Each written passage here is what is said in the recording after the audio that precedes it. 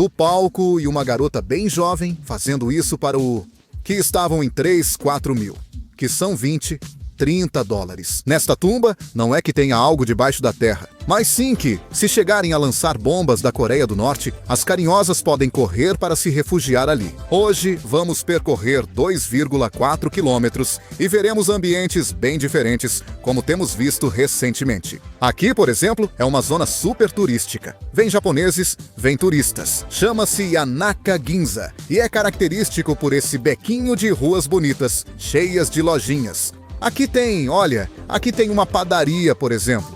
Vocês sabiam que a cultura de padarias no Japão é bastante curiosa? Vamos experimentar e vamos ver um dos pães mais diferentes que existem. Depois, tem muitos que são bem comuns, tipo que tem um pouco de frango, algum molho. Beleza, vamos ver. 3 pãezinhos bem japoneses. Este é o pão de curry.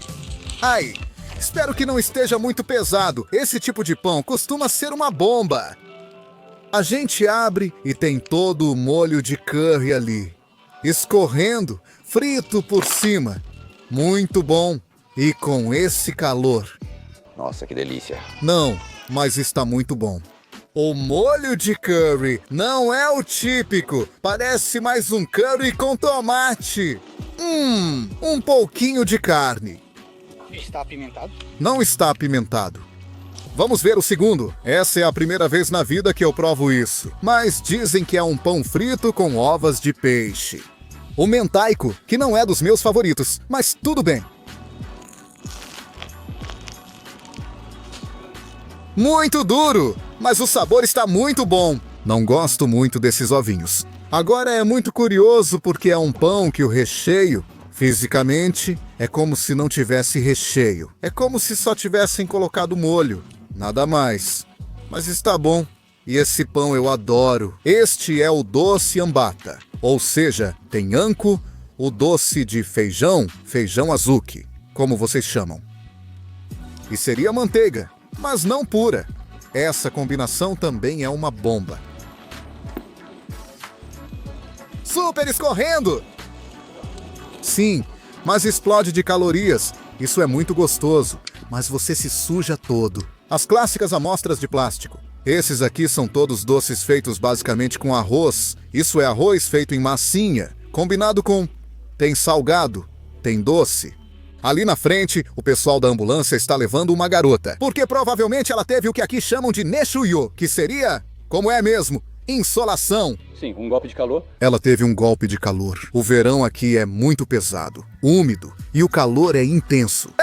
Olhem lojas de gachapones! Não vamos parar para ver isso, já que está muito calor. Por sorte, aqui neste país, como não é mal visto que homens usem guarda-chuva, eu saio com guarda-chuva porque o sol bate muito forte. Uf! Vocês têm noção da diferença que faz levar ou não um guarda-chuva? Agora, pessoal, os vídeos serão com guarda-chuva. Puta merda! Vocês não imaginam o calor. É que o sol bate muito forte, tem muita umidade, muita temperatura e, na verdade, com guarda-chuva, pelo menos, é como se eu andasse na sombra, pelo menos. Mas, fica muito feio para o vídeo. Então, vou me sacrificar um pouco e vamos deixar o guarda-chuva de lado. Mas olha, quando a câmera desligar, eu pego o guarda-chuva de novo. E a poucos metros daqui temos o cemitério de Yanaka, que é um dos maiores cemitérios de Tóquio. Este é um cemitério municipal, cercado por uma área afetada por um incêndio ocorrido há mais de 100 anos. Muitos templos budistas se mudaram para esta região. E nesses templos budistas há muitos pequenos cemitérios. Que bom, digo que são templos budistas. Porque o budismo é a religião que se baseia no que é a outra vida, sobre o tema da morte, e por isso os cemitérios sempre são administrados por templos dessa religião. No caso do Japão, os cemitérios são cemitérios familiares. Por exemplo, ali está escrito Tanaka-kei, que é a família Tanaka. Nesta tumba, não é que haja algo debaixo da terra, mas sim um espaço onde se abre como uma espécie de buraco. Nunca vi como os cemitérios são abertos, mas ali depositam as cinzas daquela família, que tradicionalmente sempre é o cemitério de um pai. E daí, a esposa e o primogênito e sua esposa, o primogênito e sua esposa, e assim sucessivamente. Geralmente, quando alguém não é o primogênito, como o segundo filho homem. Ele teria direito a seu próprio cemitério, mesmo sem nunca ter se casado ou tido família. Às vezes, sim, ele pode ser incorporado ao mesmo cemitério, e com as mulheres é a mesma coisa, mas, se elas se casam, devem entrar no cemitério do marido. Aqui, por exemplo, temos versões talvez um pouco mais econômicas para colocar as cinzas. Disso eu não tenho certeza absoluta, mas quase certeza de que isso... Se a pessoa fizer os trâmites, isso pode ser aberto e as cinzas depositadas. Ou seja, não é uma tumba grande, e sim coletiva. A propósito, essas tábuas que estão ali, muita gente se pergunta, o que são essas tábuas? Essas se chamam sotobá, que são como tábuas comemorativas, né? Quando é aniversário de falecimento, ou quando é época de Obon, que é a época de homenagear os mortos. E tem palavras em japonês, às vezes em sânscrito, e a família coloca para homenagear os falecidos. Este cemitério sobreviveu à Segunda Guerra Mundial. Portanto, há muitos cemitérios muito antigos preservados nesta região. Depois, os pequenos templos ao redor já são mais... Como não são municipais, mas sim mais privados, obviamente são um pouco mais caros. Às vezes, dizem que só pode entrar pessoas que já têm relações com o templo em si. Mas enfim... Tem um pouco de tudo, mas dá para notar bem quais são os túmulos novos e os antigos. Lá é possível ver várias bem antigas, feitas de pedras rústicas. Mas esse cemitério é grande, sim. Grande e não tem nada a ver com o ambiente que tivemos agora há pouco, e o que vamos ter agora. E a poucos metros daqui, temos a área da estação Ugizudani, que é conhecida por ser uma região de love hotels.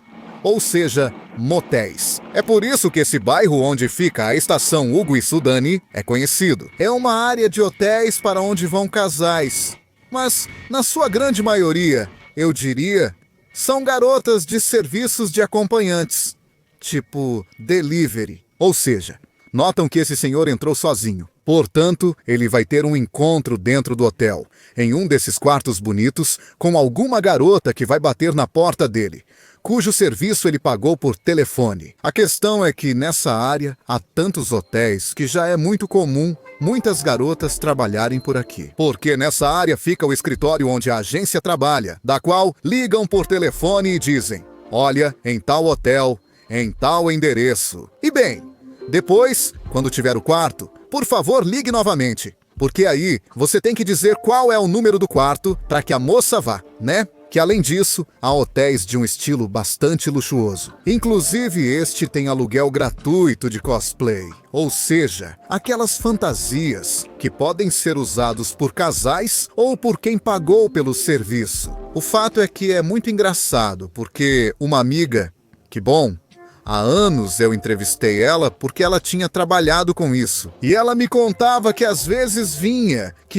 com muita frequência para esta área. Um dia já era tarde da noite ou madrugada. Não me lembro. Ela ia até a estação. E justamente uma conhecida dela estava saindo da estação e era uma moça jovem e bonita. Elas se cumprimentaram rapidamente. Oi, tudo bem? Tudo certo? Tchau! E claro, era muito óbvio, porque as duas ficaram meio nervosas ao se cumprimentarem. E, portanto, ambas perceberam que estavam trabalhando nessa área. Vamos ver, estamos no Don Quixote do bairro, que é... O Don Quixote sempre tem sua seção de porcarias. Vamos ver. Bom, é bem menor do que eu esperava. Na verdade, não tem muita coisa. Vamos ver. Aqui tem brinquedos para adultos. Isso às vezes tem uma roupa íntima nova, não usada. Não, na verdade geralmente é golpe. Essas coisas... O que são essas coisas de mangá? São consoladores masculinos. Foi bom entrar um pouco na loja, porque está muito calor. Vamos procurar algo mais legal. Agora sim, voltamos ao tema familiar com coisas da ilha. Mas enfim, a realidade é que aqui a maioria das pessoas que vem e trabalha com essas coisas costuma vir mais preparada. Portanto, não é necessário fazer compras de emergência no Don Quixote. Agora aqui tem uma loja muito pequena que eu vejo de fora e parece que vendem medicamentos. Para disfunção erétil, lingerie. Aqui tem uma máquina de gachapon com calcinhas. Eu gosto, porque aqui parece que já está Fala, lingerie, gacha, gacha. Sim, já dá pra saber, sem surpresa. Quem será que compra essas coisas, né? Porque na verdade nem são usadas. Mas, enfim. Mas a verdade é que aqui tem muitas garotas que andam sozinhas. Aliás, a pessoa atrás de mim provavelmente se cobriu com o guarda-chuva. Por ser uma trabalhadora de verdade, não foi intencional. Eu não gosto de incomodar as pessoas, mas dá pra ver muitas garotas bem bonitas andando e que você vê perambulando pela região. E a verdade é que isso é muito curioso. Aliás, tem uma garota andando ali na frente que anda enquanto cobre o rosto. Ou seja, dá pra perceber o clima do lugar. Agora, nesse bairro, há 10 anos, fui a um evento chamado The Parkman Age. Foi nessa região, que era tipo um festival mensal onde rolava tudo relacionado a fetiches, muito LGBT, muito de tudo. Esse aí, no canal antigo, eu tinha postado um vídeo disso, mas ele foi derrubado porque tinha umas coisas um pouco pesadas no palco, já quando o palco não estava sendo usado, mas um dos organizadores estava sentado em cima do palco e uma garota bem jovem estava fazendo isso para um dos organizadores. Você quer fazer isso só por curiosidade? Não, sim, coloca a mão. E ele colocou, aí a gente ficou. Foi um evento muito interessante.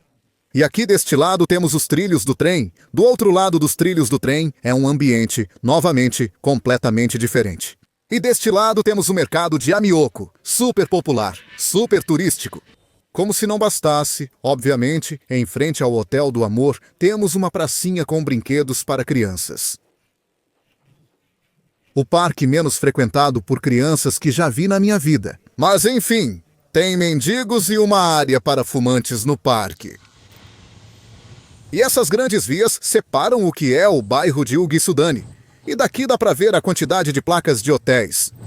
Do outro lado dos trilhos, temos um ambiente completamente diferente. Aqui temos o Museu Nacional, é isso mesmo. Do outro lado dos trilhos, temos esse parque gigante. O parque é um dos mais importantes de Tóquio. Aqui temos o Museu Nacional, o Museu de Ciências Naturais, Museu de Arte, museu, tem o zoológico e vários templos. Já que este lugar é um parque histórico, aliás, oficialmente foi o primeiro parque de todo o Japão.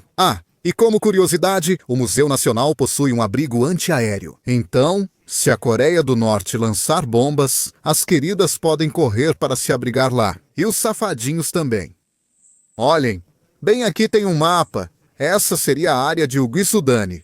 E aqui já seria o lado do parque, que é gigante. Bom, talvez alguns de vocês tenham visto o filme O Último Samurai, aquele com Tom Cruise. Bom, o personagem de Ken Watanabe, o Katsumoto, no filme, esse personagem é inspirado nessa pessoa. Saigo Takamori, que foi considerado o último samurai. Por que ele foi considerado o último samurai? Porque na época da abolição do shogunato, os samurais já estavam desaparecendo. Que o Japão estava se tornando um país moderno, com uma constituição, e o poder foi transferido para o imperador e tudo mais. Ele, como era um diplomata muito habilidoso, conseguiu que muitos senhores feudais com castelos entregassem seus castelos sem recorrer à força. O papel dele foi crucial na modernização do Japão. Mas o fato é que também, como ele estava vendo, que o imperador estava sendo muito manipulado pela classe política, os oligarcas daquela época. E como a raiz samurai estava desaparecendo e ele originalmente era um samurai, decidiu se juntar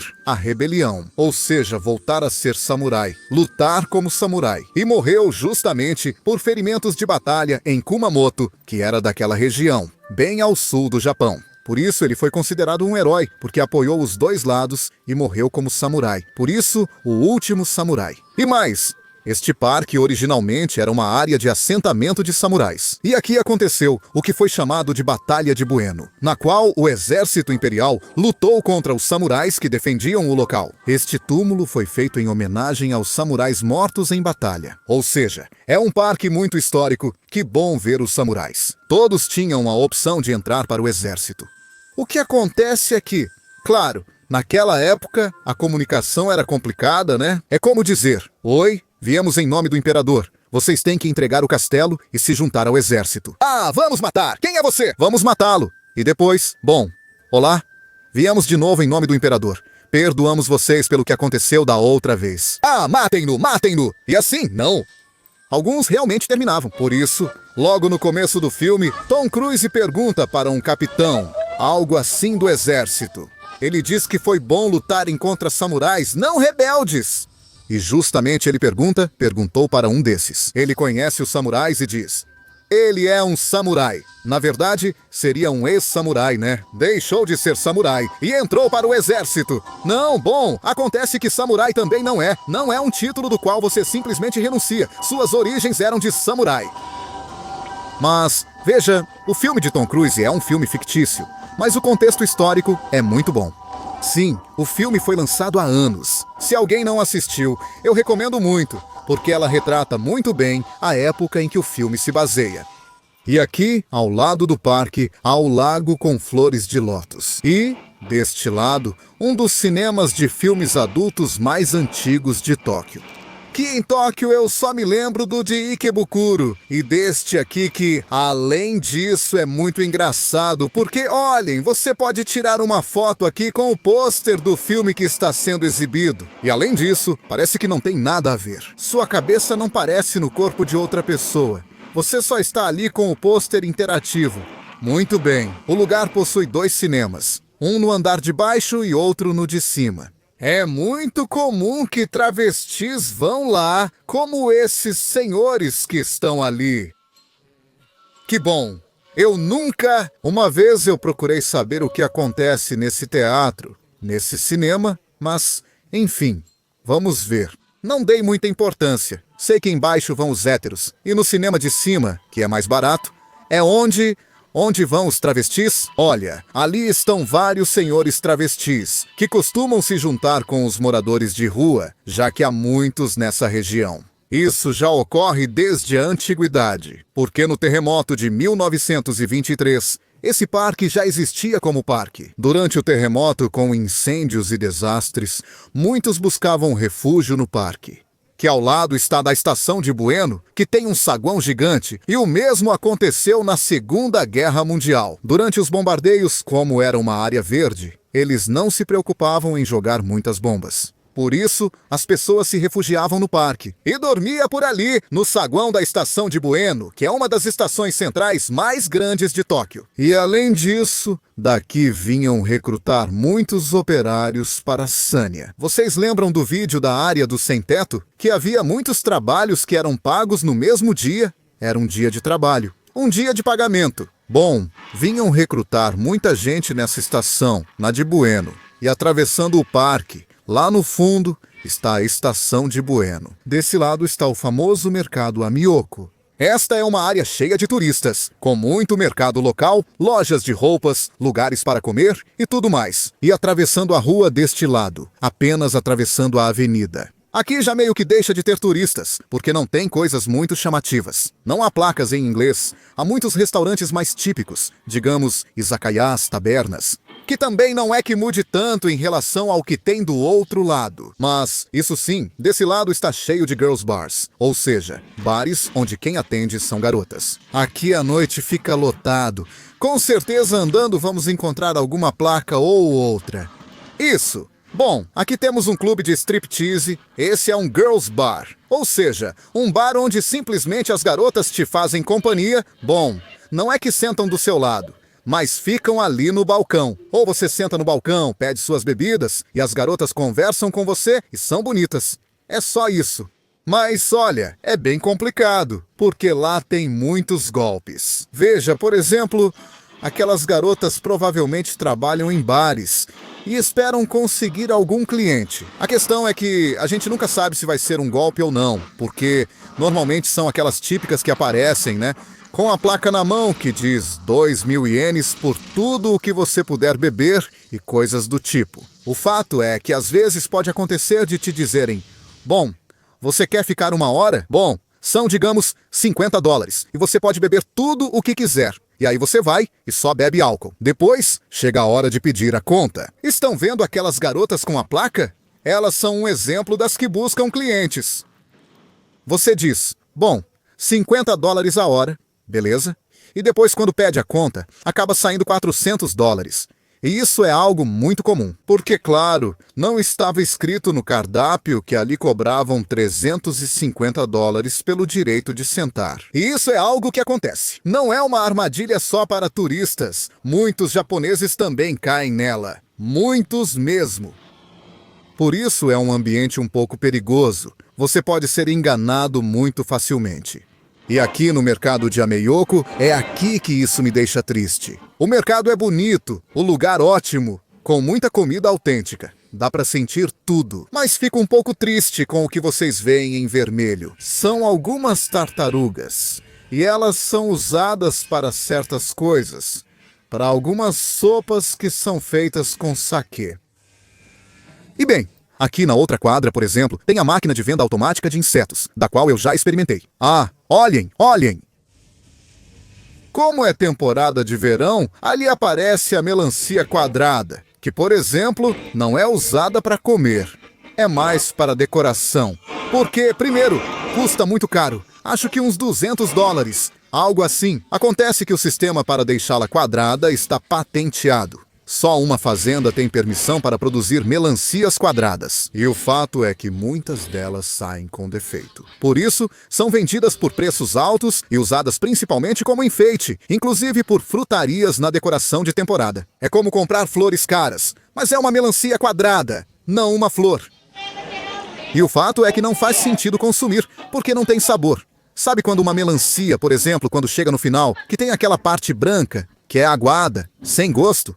É como se toda a melancia tivesse esse sabor. Por isso não compensa comprar e dizer: comprei uma melancia quadrada, que bonita, vamos aproveitar em família. Não é uma má ideia, serve mais de enfeite. Ah, olhem, aqui está, ali está a máquina de venda de insetos. Que olha, eu já experimentei isso e, na verdade, todos são horríveis. Já experimentei. Acho que a tarântula, a barata e os bichinhos, talvez fossem os mais tranquilos. Mas, na verdade, no geral, tudo muito caro e, sinceramente, ruim. E agora estamos em um sex shop, onde temos a maquininha de venda de calcinhas usadas, que essas custam 3, 4 mil, que são $20, $30. Ou seja, precisam ser reais. Veja, temos fotos de garotas. Isso pode ser falso, muito de exceção, mas se supõe que são usadas. Este tem fotos de manchas. Mas o problema é que parece repetido. Não sei o quão real é, mas esses fetiches existem? Não, na verdade, olha, eu já vi lojas que mostram bem o lado sujo. Você percebe que é usado. Mas não, aqui pode ser enganoso. Pode ser que não. Mas enfim, para o curioso que quiser experimentar, tem muitas coisas aqui. E com esse calor, a gente merecia uma cerveja. Um abraço pra você, pra sua família, pro seu bichinho de estimação e pro mala do seu vizinho. Kanpai!